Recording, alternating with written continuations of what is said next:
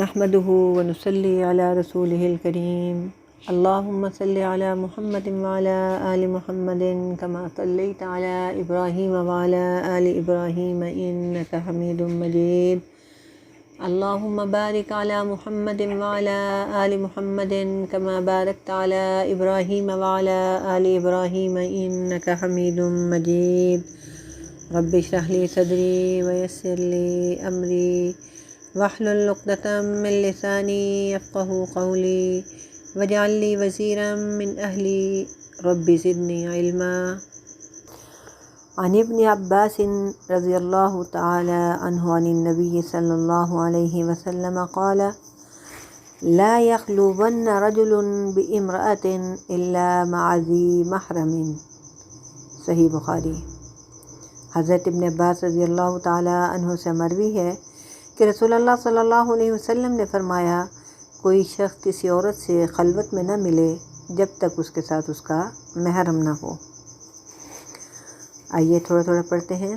عن ابن عباس رضی اللہ عنہ، حضرت ابن عباس رضی اللہ تعالی عنہ سے روایت ہے، عن النبی صلی اللہ علیہ وسلم، وہ نبی کریم صلی اللہ علیہ وآلہ وسلم سے روایت کرتے ہیں، قال، نبی کریم صلی اللہ علیہ وسلم نے فرمایا، لا یخلون، نہ خلوت اختیار کرے، رجل، کوئی آدمی، بامرأۃ، کسی عورت کے ساتھ، الا، مگر، مع، ساتھ، ذی محرم، محرم کے۔ مکمل پڑھتے ہیں۔ عن ابن عباس رضی اللہ عنہ عن النبی صلی اللہ علیہ وسلم قال لا یخلون رجل بامرأة الا مع ذی محرم۔ حضرت ابن عباس رضی اللہ تعالی عنہ سے مروی ہے کہ رسول اللہ صلی اللہ علیہ وسلم نے فرمایا، کوئی شخص کسی عورت سے خلوت میں نہ ملے جب تک اس کے ساتھ اس کا محرم نہ ہو۔ عورت کا اکیلے سفر کرنا جائز نہیں ہے۔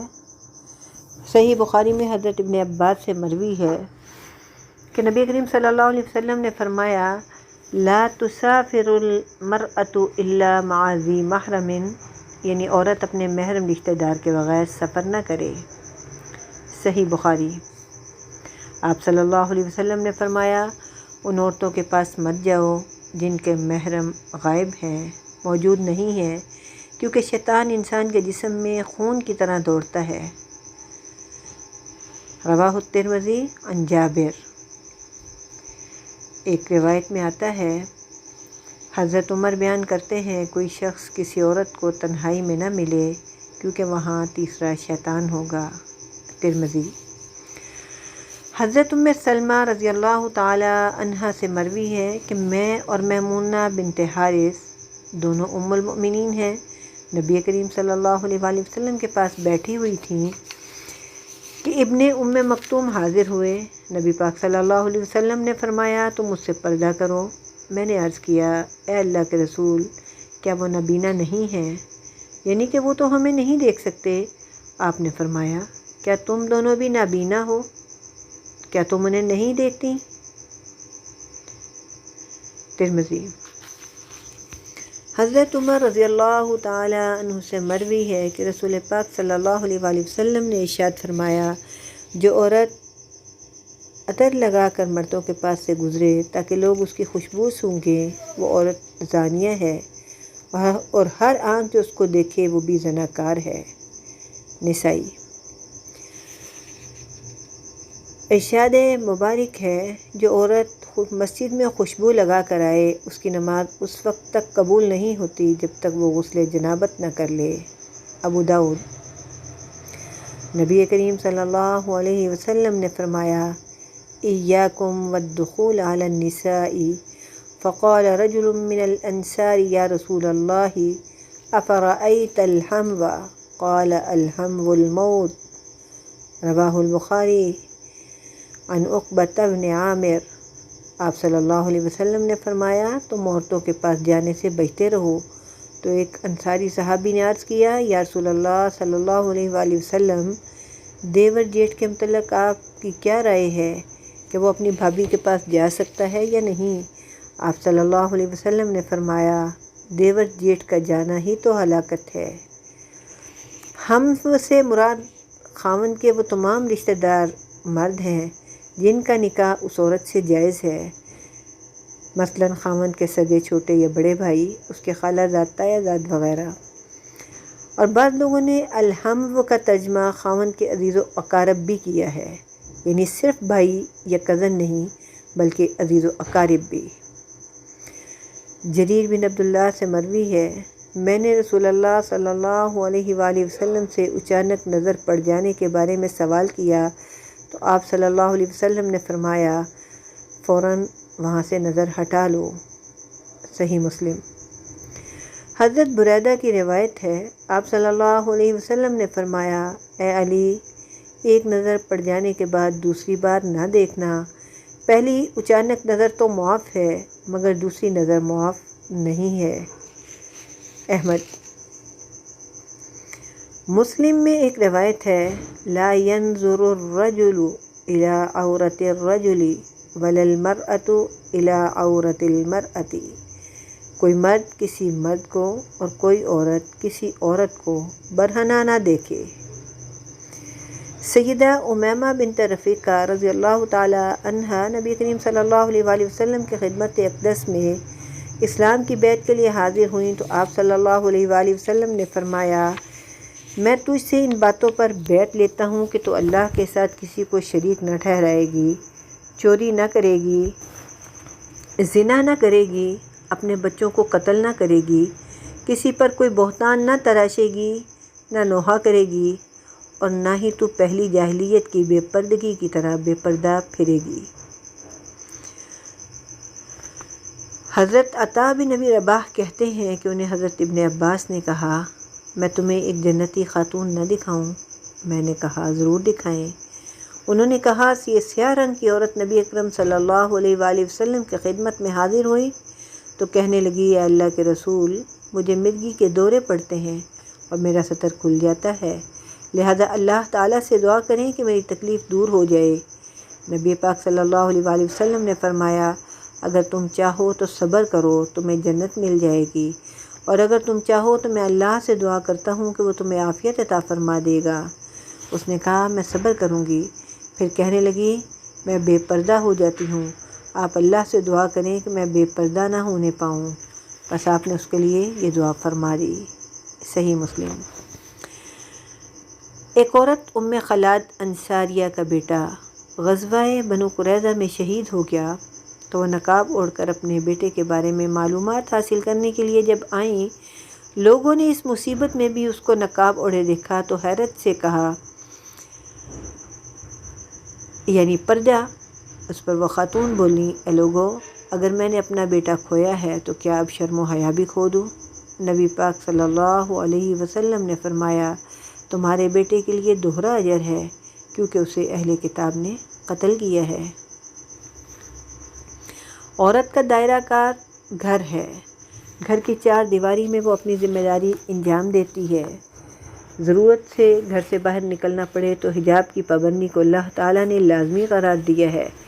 ستر سے مراد وہ ضروری لباس ہے جو اسے نماز پڑھتے وقت اور گھر کے اندر پہننا چاہیے، اور حجاب سے مراد وہ برقع یا چادر وغیرہ ہے جو اسے گھر سے باہر جاتے وقت پہننا ہوتا ہے، جس سے اس کا سر اور چہرہ بھی ڈھکا ہوا ہوتا ہے۔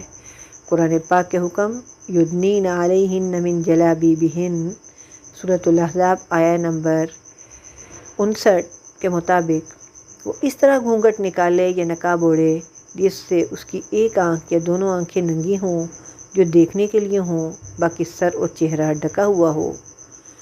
خود لفظ عورت کا معنی چھپی ہوئی چیز ہے، لہذا جب تک عورت اپنے آپ کو چھپا کر رکھے گی، معاشرے میں شرف و وقار سے رہے گی۔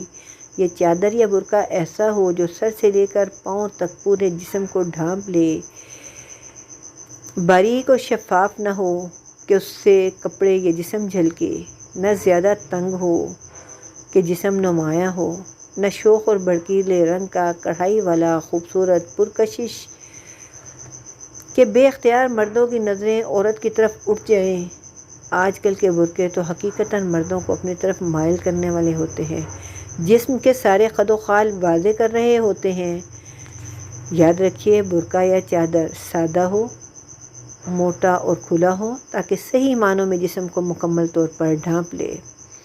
قرآن پاک میں سورۃ النور آیہ نمبر 30-31 میں جن محرم رشتہ داروں کا ذکر کیا گیا ہے، گھر میں عورت ساتر لباس میں ان کے سامنے آئے گی، باقی وہ تمام رشتہ دار جن سے عورت کا نکاح ہو سکتا ہے مگر وہ عموماً گھر میں آتے جاتے ہیں، خصوصاً سسرالی رشتہ دار جن کو حدیث میں الحم و موتن کہا گیا ہے، وہ گھر میں آتے جاتے ہیں تو ان کو مردان خانہ میں بیٹھنا چاہیے۔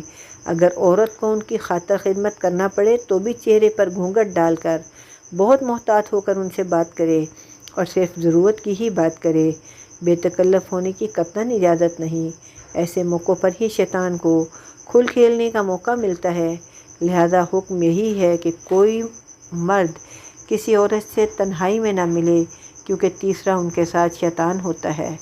لہذا چچا زاد، ماموں زاد، خالہ زاد اور پھپھی زاد بھائیوں سے، اپنے دیور جیٹھ اور بہنوئی سے ضرورت کے وقت اگر گفتگو کرنی پڑی تو بہت محتاط ہو کر گفتگو کی جائے، ویسے بھی وہ مردان خانہ میں بیٹھیں، گھر کے اندر ان کو گھومنے کا موقع نہ دیا جائے۔ شادی بیاہ اور دیگر تقریبات کے موقع پر مرد و زن کا زیب و زینت اور بے حجابی کے ساتھ اختلاط ناجائز بلکہ حرام ہے۔ شادی کے موقع پر دلہا دلہن کا تمام گھرانوں اور اہل محلہ کے سامنے تصاویر بنانا بے پردگی ہے، قطعاً حرام ہے۔ دلہن کا زیب و زینت صرف اور صرف شوہر کے لیے ہوتا ہے۔ بنے سورے حلیے میں موویز بنواتے جانا اور تقریب میں ہر بڑے چھوٹے کا یادگاری منظر کو اپنے اپنے کیمروں میں محفوظ کرنا، یہ سب شیطانی کاروبار ہیں۔ ٹیکسی، رکشے وغیرہ میں عورت اکیلی سفر نہ کرے گی بلکہ باپردہ بھی ہوگی اور محرم بھی ساتھ ہونا چاہیے۔ بغیر محرم کے تو عورت سفر حج بھی نہیں کر سکتی۔ اگر حج کرنے کے لیے محرم میسر ہو تو عورت حج کرے گی، ورنہ اس پر حج فرض ہی نہیں ہے تاکہ اس کو کوئی محرم رشتہ دار ساتھ جانے کے لیے مل جائے۔ پھر اگر وہ حج کے لیے جاتی ہے تو وہاں بھی احرام کے وقت اپنے پردہ کا خاص خیال رکھے گی۔ تعلیمی اداروں، اکیڈمی، کالج، یونیورسٹی وغیرہ میں مخلوط کلاسز میں شرکت کرنا صحیح نہیں ہے۔ اس طرح علمی اجتماعات، کانفرنس، مشاعرے وغیرہ میں مرد و عورت کا شانہ بشانہ بیٹھنا ممنوع ہے۔ اگر عورتوں کے لیے الگ نشست کا انتظام ہے، ان کے کھانے کا اہتمام علیحدہ ہے تو جائز ہے، ورنہ اگر وہ اکٹھا ہے تو شریعت اس کی اجازت نہیں دیتی۔ عورتیں غیر محرم رشتہ دار سے مصافحہ بھی نہیں کریں گی، ان کے ساتھ سفر بھی نہیں کریں گی اور گھر سے باہر نکلتے وقت خوشبو بھی استعمال نہیں کریں گی۔ اسی طرح عورتیں عورتوں کے سامنے اپنا ستر نہیں کھولیں گی اور نہ ہی مرد مردوں کے سامنے اپنا ستر کھولیں گے۔ شرم و حیا ایمان کی اہم شاخ ہے، اس کا بہت زیادہ خیال رکھنا چاہیے۔ عورتیں گھر سے جتنا باہر نکلیں گی اتنا ہی زیادہ ان میں زیب و زینت اور نمود و نمائش کا جذبہ پروان چڑھتا ہے۔ پھر بازاروں میں بے حجاب بنی سبزی عورتیں جب اپنے حسن کا فتنہ جگاتی ہیں، مٹک مٹک کر ناز و ادا سے چلتی ہیں، تو وہ نبی پاک صلی اللہ علیہ وسلم کے فرمان مبارک کے مطابق جنت کی خوشبو تک نہ پا سکیں گی، حالانکہ جنت کی خوشبو تو 500 سال کی مسافت سے آنا شروع ہو جائے گی۔ مغربی مورخ 9b کہتا ہے، جب کسی بھی معاشرے میں عورت پردے میں تھی وہ اس معاشرے کے عروج کا دور تھا، اور جب اس تہذیب کی عورت بازاروں میں پھرنے لگی تو پھر اس معاشرے کا پستی اور زوال کا دور شروع ہو گیا۔ دراصل عورت کی بے پردگی اور عریانی معاشرے کے لیے زوال اور پستی کا پیغام ہے۔ یہاں علامہ اقبال کے ایک فارسی شعر کا ترجمہ بتا رہی ہوں۔ اگر آپ چاہتی ہیں کہ آپ کی گود میں حضرت حسین رضی اللہ تعالیٰ عنہ جیسا لال آئے تو پھر حضرت فاطمہ الزہرا رضی اللہ تعالیٰ عنہا کی طرح زمانے کی نگاہ سے چھپ جائیں، یعنی بے پردگی سے کنارہ کش ہو کر اپنے گھر میں ہی قرار پکڑ لیں۔ اللہ تعالیٰ ہمیں عمل کی توفیق عطا فرمائے۔